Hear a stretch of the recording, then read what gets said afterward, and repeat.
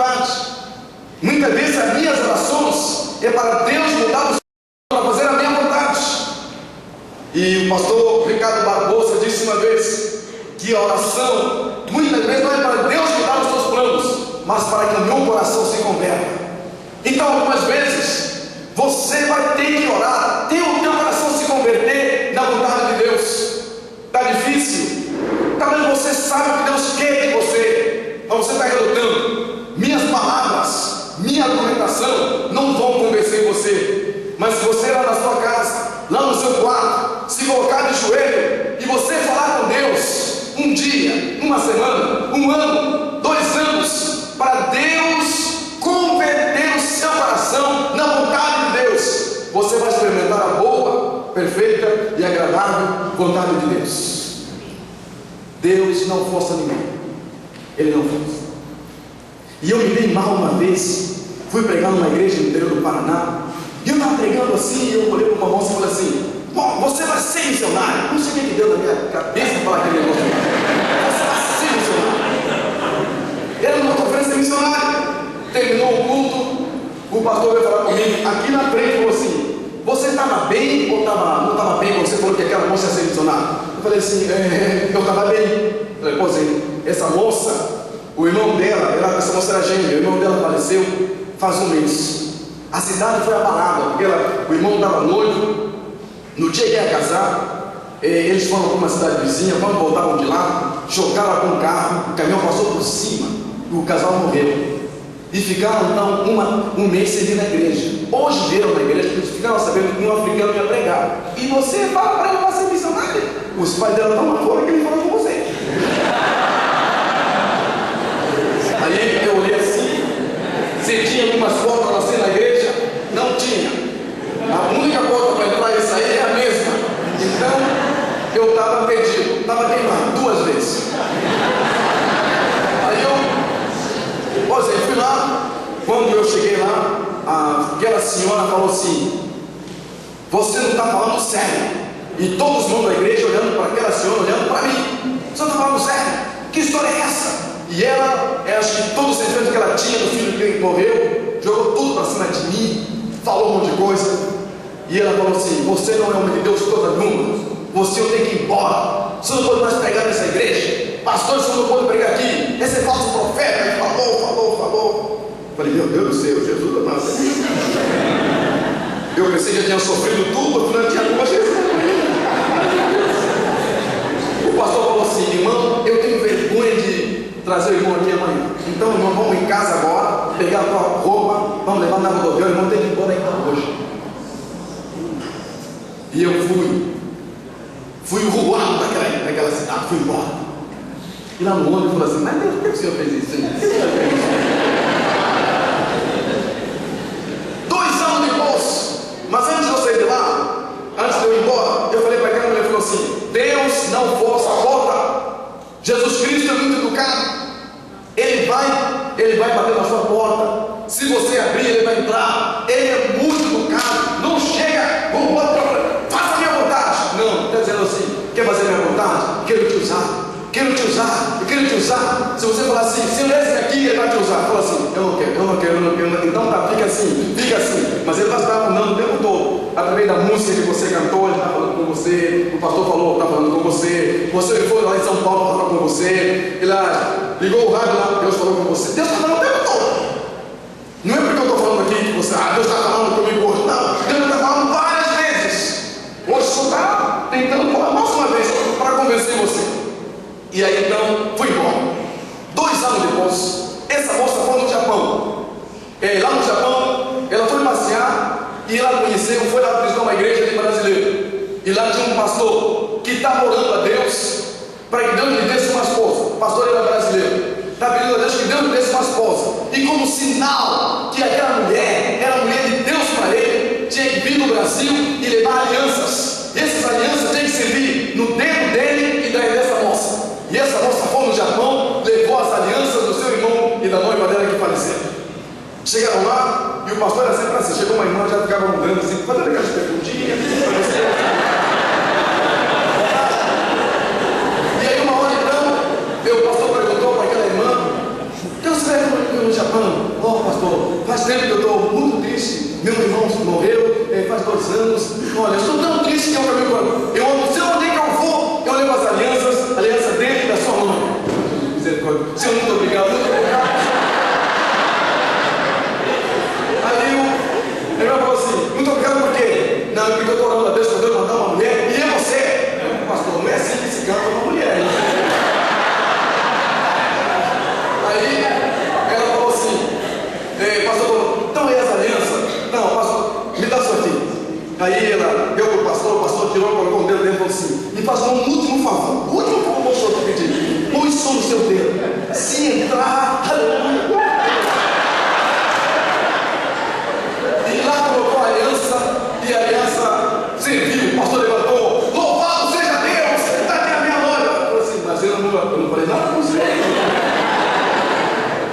Para resumir a história, essa moça voltou do Japão, já namorando, e o pastor falou assim, não tem que namorar coisa nenhuma, Deus já fez tudo.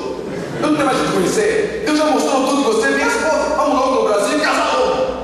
E aí vieram aqui no Brasil e a moça estava casando. Quando ela chegou na porta da igreja, aí o irmão levantou e falou assim, pastor, lembra que há 2 anos atrás veio aqui um negão que ele falou? Pastor, lembra que a gente fez com ele? Mandou embora rápido. Falou assim, vai embora, seu falso profeta. Pastor, ela está casando, ela vai ser quem? Esposa de pastor, vai aonde? E no Japão. Então aquilo que ele falou é verdade. Essa moça vai ser missionária. Aí o pastor falou, alguém tem que ligar para esse irmão. Espera a mãe, vai ir fora antes que casa sobre maldição. Pegaram o telefone, ligaram para o seminário e falaram assim, ele não está aqui. Liga para onde? Está em São Paulo. Ligaram para São Paulo, também não está aqui, então está em Curitiba. E eu estava no ônibus. E lá o telefone tocou. Quando atendi, gente, eu gelei. Assim, alô? Eu Sagrado? Sim. Olha, aqui na igreja se anote. Ai meu Deus, o que é que eu mais fiz, meu Deus? Não, só estava ligando para te avisar, para dizer que Deus usou você naquele dia. Aquela moça está casando hoje, para a glória de Deus, ela vai ser missionária no Japão. Falei, amém. Falei assim, Deus, muito obrigado. Porque a palavra de Deus, se o Senhor disse, se o profeta falar e acontecer, esse é meu profeta. Se não acontecer, não é profeta. Então é isso que eu estou dizendo aqui hoje. Talvez na sua vida Deus tenha falado com você várias vezes. Você ligou o rádio, Deus falou com você. Alguém falou no rádio alguma coisa, você ouviu? Você ficou mostrando no teu rádio lá na tua casa, Deus falou alguma coisa, então é você mesmo. Foi lá numa outra igreja onde você ouviu, ou você, eu numa outra igreja aqui hoje, lá já te falaram, aqui está o meu trabalho. Então meu irmão, sai daqui hoje e fala assim, Deus, eu estou aqui mesmo. O Senhor me deu olha, eu desisto de resistir. Eu quero que o Senhor use a minha vida. Não fazer aquilo que eu quero, mas fazer aquilo que é a vontade do Senhor. Paulo prefere se perder para ver os outros salvos. Se você não aceitar fazer isso, isso não vai acontecer na sua vida. O contraste entre Jonas e Paulo. A viagem de Jonas era sem propósito, mas Paulo sabe para onde que ele vai. Para onde é que você vai hoje? Para onde é que vai a sua vida? Como é que você tem vivido? Essa coisa que o irmão fez aqui hoje, na sexta-feira, sábado, hoje de manhã, de entrevistar, lá em Curitiba, na igreja onde eu estava como pastor, durante 5 anos lá, nós fizemos uma entrevista assim, só que o irmão sentava aqui e o pessoal perguntava. Eu parei com aquilo por causa de uma resposta que o irmão deu e gerou todo mundo. Esse irmão estava no Senegal, missionário brasileiro no Senegal. A esposa dele teve um neném lá no Senegal e a esposa morreu no parto lá no Senegal. Ele enterrou a mulher lá no Senegal, voltou aqui no Brasil com a criança de 2 anos, uma menina de 2 anos. E ele sempre desejou voltar para lá. E ele pedia a Deus para que Deus desse uma mulher que aceitasse cuidar da filha dele, mas também ir no Senegal. E Deus lhe deu essa mulher. E aí, um irmão, na hora que estava perguntando, aí perguntaram para essa mulher, falou assim: você não tem medo de você ir lá para o Senegal e sabendo que teu marido sofreu, aí a mulher dele morreu lá? Você não tem, assim, medo de ir para lá? Ela falou, não tenho, porque eu amo a Deus, e se morrer, eu vou morrer para o Senhor Jesus. Aí o irmão falou assim, vocês são corajosos. A resposta foi, esse irmão disse assim, o missionário falou, eu não sou corajoso, eu sou covarde. Corajoso são vocês que sabem o que Deus espera de vocês e não fazem. Vocês são corajosos, eu sou covarde. Levantei bem o microfone para você, melhor tirar o microfone antes que a gente perca a nossa igreja. A verdade é que às vezes a gente acha que Deus vai forçar a barra. Não vai forçar a barra. Deus fez todas as coisas. Para onde que você vai? Você vai fazer a vontade de Deus? A tua agenda está na sua mão, está na mão de Deus. Quem encaminha a sua agenda? Em segundo lugar, Jonas usa a sua liberdade para fugir. Paulo usa o fato de estar preso para fazer a vontade de Deus. No seu trabalho, lá no seu trabalho é para fazer a vontade de Deus. Qualquer lugar onde você estiver. Você já percebeu que Deus deu a casa que você tem? Já pensou nisso? Por que Deus deu saúde para você? Por que Deus deu as condições que Ele deu para você?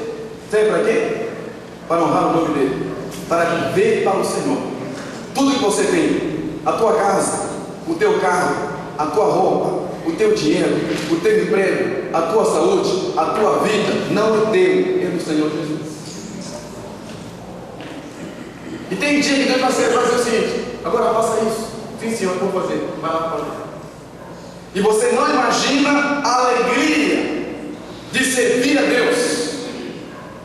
Se eu não fosse crente, eu iria morrer. Se eu não fosse crente, eu não ia morrer. Primeiro, para que mais? Não faz sentido viver sem esse sentimento que eu tenho de todos os dias falar assim, Deus, eu vou fazer a tua vontade. A única razão de vida que encontro é essa, não tem mais outra. Por quê? Porque a nossa alegria é completa no Senhor Jesus. Quantos hoje estão fugindo de Deus? Quantos hoje estão fugindo do compromisso com o Senhor Jesus? Fugindo do trabalho que Deus dá para eles. Talvez, como os irmãos falaram aqui, você tem a sua profissão. Você diz assim, puxa, eu gostaria de trabalhar para Deus, ser usado por Deus. Então Deus já te respondeu. Você pode sim fazer parte do trabalho do Vedacom. Você pode ser voluntário. Pode se dispor a vir aqui para ser um instrumento de Deus que Deus pode usar. Não fuja. Não dê desculpa. Não diga não sei. Não diga não sei como fazer. Não fale não tenho tempo. Porque o tempo, a sua vida pertence ao Senhor. Então entregue tudo na mão do Senhor. Que Deus fará o seu melhor para você. Não diga não sei como ajudar. Não. Se você não sabe como ajudar, Deus vai dar condição para que você possa ajudar as pessoas. Eu imagino se a irmã Cora tivesse esse coração de receber pessoas e não soubesse cozinhar, seria um desastre. Seria um desastre. Mas, meu amigo, vou até pular essa parte. Deus quer que você faça a sua vontade, mesmo sou, mesmo doente, mesmo perseguido, mesmo incompreendido, mesmo preso. Deus quer que você faça a sua vontade. Se você se dispuser a fazer a vontade do Senhor, Deus vai mostrar para você o que tem que fazer. Paulo era prisioneiro de Cristo. Paulo era prisioneiro do Evangelho. O pastor Ronaldo Lidoro, ele diz assim: a igreja foi e sempre será perseguida. O povo de Deus, aqui no Brasil, em alguns lugares, estão sendo perseguidos. Mas tem lugares no mundo onde os cristãos estão sofrendo, vão dar a sua vida por Jesus. Paulo diz: todo aquele que se viver piedosamente padecerá perseguição. Mas a perseguição, ela pode ser visível, mas também ela pode ser invisível. A visível é aquela que coloca você na cadeia, que priva você de viver a liberdade de viver Deus. Mas a perseguição invisível é pior que a perseguição visível. A perseguição invisível é aquela que dá para você todas as condições. Você pode ter quantas Bíblias você quiser. Você pode sair daqui gritando Deus até na tua casa, ninguém vai te colocar na cadeia. Você pode vir na igreja no tempo, na hora que você quiser. Você pode falar Deus na hora que você quiser. Mas justamente por causa disso, você não dá o